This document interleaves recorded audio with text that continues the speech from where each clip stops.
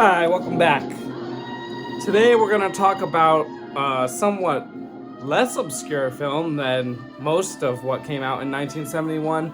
This one is The Abominable Dr. Phibes. This was directed by Robert Fuest, who previously directed And Soon the Darkness, which is not really a horror film but more of a thriller, although I did mention it on a previous video. It was about two British women biking in France and then problems happened to them. That was like a fairly well done movie, so I thought this one would be good too. And it features Vincent Price. And Vincent Price, of course, is a big Hollywood actor who was a star from the 40s forward, and then in the 50s started to become a horror icon when he did House of Wax and a few other movies, Mad Magician, and then he did The Tingler and House on Haunted Hill and tons of movies. He did a lot of Edgar Allan Poe movies in the 60s. Then in 1970 he did Scream and Scream Again and Cry of the Banshee, which I didn't think were really two of his stronger movies, but he did them and they were both distributed by AIP in the United States, and so was this one. This one was actually produced by AIP, even though it's made in the United Kingdom, which also happened with Cry of the Banshee and The Oblong Box from 1969 and 1971's Murders in the Rue Morgue. All of those were AIP movies, which is a Hollywood-based company made in the United Kingdom, and two of those feature Vincent Price. Excuse me. So I'm not really sure. I would love to I did a lot of research trying to find out like why AIP, a Hollywood-based company who made dozens and dozens of horror films from the 50s forward, decided they wanted to do some movies in the United Kingdom. I imagine that would be more expensive for them. I couldn't find an answer. I also noticed that if you look at certain sites, like IMDb says this is an Amicus film, but it's not. I had to really check into it. It's produced by AIP. It's just in the United Kingdom, so that's probably confusing. And Amicus did produce a movie, or maybe multiple movies that were distributed by AIP in the US. This was actually distributed by Anglo EMI, if I believe a few sources in the UK. Anglo EMI was a merger between EMI, which is like a really mainstream movie distributor, and Anglo Amalgamated, which had previously distributed virtually every AIP film in the UK. So when they merged, then Anglo EMI started distributing AIP films. I think they merged in 1971. I think this is the second movie distributed by them that we've talked about. Anyway, all that company stuff aside, what's this movie about? Well, you can't really tell from the poster. Actually, I don't think this poster really helps us understand the movie at all. First of all, the font here is very 70s, very early 70s. The movie, though, is set in 1925. It's a period piece similar to a Hammer film. Secondly, unfortunately, what you see on this poster, it doesn't happen at all in the movie. There is actually, virtually no romance in the movie at all, even though here we have two people about to kiss. And if you read this at the top, it says, "Love means never having to say you're ugly." Now, I read that this is a parody of a very popular film that came out in 1970. I forget the name now. And I read that when this hit theaters, the first week it didn't do well at all. So they changed the poster, and I don't have the second poster queued up, but they changed the poster to look, more horror-ish, and then it ended up doing very well. So the movie is actually about a man named Dr. Phibes, played by Vincent Price, whose wife died 4 years earlier, died on the operating table, and he blames the doctors for her death. Now, there were 9 doctors that consulted, including a psychiatrist, and a nurse, so I guess really 8 doctors plus a nurse. And so the movie is where he one by one kills them off in accordance to the 10 plagues of the Old Testament. Now, 2 weeks ago, we talked about the Belgian film where the characters were getting killed off by the 7 deadly sins. So this is very similar, although this actually came out in April of 1971 before the other film. But I was trying to watch every Vincent Price film before I watched this, but that's way too. I think I watched like 39 of them, and I think there are 42 more that I haven't seen before 1970. So that's gonna take me a lot longer than I have. So I'll do it eventually because I really like Vincent Price, but there's no way I was getting through them, so I finally gave up and just did this film. It's a little out of order because it really came out in April. Anyway, some of the 10 well, first of all, there's 9 victims and 10 plagues. So I don't know why they did that. Why didn't they just write in a 10th doctor? And they changed some of the plagues because they probably couldn't figure them out. Like, there's no fly plague, there's no plague of flies, and there's no plague of gnats. So they replace those 2 with a plague of bats and a plague of rats. Also, you start the movie with the second killing, and you never see the first one. But it goes through all the rest of them. So why didn't they just film the first one? The first one that they didn't film is boils, and they describe it as someone getting stung by bees. So why didn't they just film that? I don't understand. Anyway, I give this one a 7 out of 10. The reason being, two reasons why I don't give it a higher rating. It's got pretty music, that's fine, okay? It's very like hammerish, highbrow music, which is interesting because they stick like comedy in the movie, which is something that Hammer doesn't do really.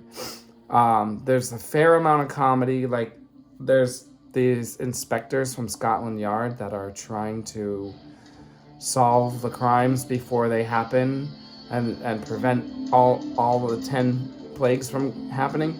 And like, the cops are like goofy. So I'm not totally sure that was the right move because everything that's happening is very grisly, except the police are funny. Like, that's weird to me. But so a couple things that I have a problem with. All the characters that get killed, you like don't even meet them before they get killed. Like, as soon as they're on screen, it's like the kill scene. So we don't care about any of these characters at all. You kind of do care about Vincent Price and his assistant, but his assistant never speaks, and he barely speaks. Vincent Price, his character, Dr. Phibes, had been in an accident, which basically makes it so that he can't speak. You do hear Vincent Price's voice, which I won't tell you how yet because it's a bit of a spoiler, but I thought it was a little bit of a waste of Vincent Price because A, he's a great actor, and B, he has a great voice, and you don't get to hear his voice that much in the movie. And the other thing is, he's wearing a mask the whole time, so you don't even get to see him like do any facial expressions, which he's good at. So I don't know, I feel like they misused Vincent Price. I'm not really sure that they needed to have him not talk and not make any facial expressions because the movie would have been better if he did those things. So anyway, I give it a 7 out of 10, which is still fairly good. It's definitely an enjoyable movie. I just feel like there was potential there for it to be much better. in a few ways. Now I'm going to talk about some spoilers, which I think are important discussion points about this film. So try and watch it. It was a little bit tricky to track down, but I got it. It might be rentable, actually. You might be able to pay to rent it. Spoilers, plot discussions. Okay. Vincent Price, Dr. Phibes, was in an accident where he was completely burned. But to like cover up his burns, he makes a mask that looks like Vincent Price's face. So the whole time you see him, he's supposedly wearing a mask. But it just is Vincent Price with makeup on, but like not even like monster makeup. It's like just heavy makeup. And he doesn't make any facial expressions, and I read that they sprayed his face. They like put his makeup on and then sprayed his face with something that like kind of solidified the makeup, so he like couldn't really make facial expressions, except it wasn't perfect, because sometimes he kind of makes them, but he like really isn't supposed to be, so it's almost like a flaw. And then he can't talk, but he uses this machine that he sticks it on his neck, and then he can like play his voice, but in like a robotic, garbled fashion, so that he can like kind of talk sometimes, but he doesn't do it that much. What you see on this poster is like only shown briefly at the end of the movie, where he like takes off his mask, which ironically is his real face, and then what's revealed is this horribly scarred, burned face, which in reality is a mask, which is kind of interesting. You don't see him in the scarred mask very much at all, maybe for like 1 minute of the whole film. He doesn't talk that much. His assistant doesn't talk that much. You never find out who that assistant is. I thought that was going to be a reveal at the end, because he's getting revenge for the killing of his wife, and the assistant is like this beautiful young girl who just like does whatever he wants. I thought it was going to be revealed that it was his daughter or like his wife's sister or something, but nothing happens with that girl. She just serves him, and then she ends up getting killed at near the end of the movie. So why is this girl even working with him? There is no explanation of that at all. And why would anyone work with him? He's just killing people. So that doesn't make any sense. So that bothers me. And like I said, you don't get to know any of the victims in the movie at all, except for the final one who survives. It's just, I don't really know like what they were doing.